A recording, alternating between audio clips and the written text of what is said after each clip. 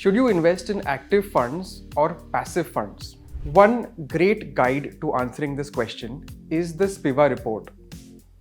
The SPIVA report is published by S&P Dow Jones twice a year, and it tells you how many active mutual funds have beaten the index. The latest SPIVA report with data up to 30th June 2023 was released just yesterday. According to the SPIVA report, 83% of large cap funds have not beaten the S&P BSE 100 index in the past year.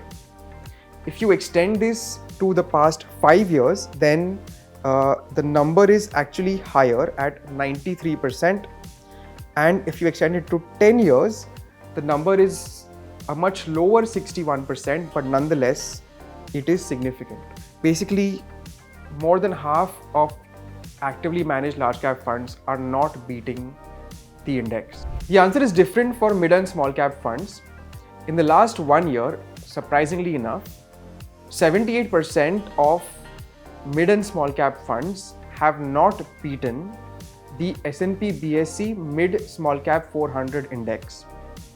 But if you look at the past 5 years, only 38% have failed to beat, which means that the vast majority of actively managed mid and small cap funds have beaten the index. So the answer remains in favor of active funds in the mid and small cap space. Now, another way of looking at this question is not just the number of funds that have beaten their benchmarks, but also have the bigger funds beaten the benchmark, because that is more relevant to a large number of investors. So the way that the SPIVA report looks at this is by figuring out the weighted average return of the fund category. So the weighted average return of large cap funds, according to the SPIVA report, in the past 5 years is 12.15%, and that figure is substantially lower than what the index has given at 13.75%. If you look at mid and small cap funds, the opposite conclusion bears out in the data.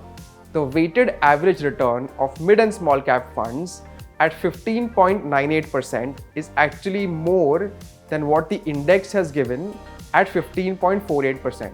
So what's the conclusion? This SPIVA report reinforces what previous SPIVA reports have shown. In the large cap space, active funds are falling behind the index, and most of them are simply not able to beat the index. But in the mid and small cap category, active funds still retain an edge.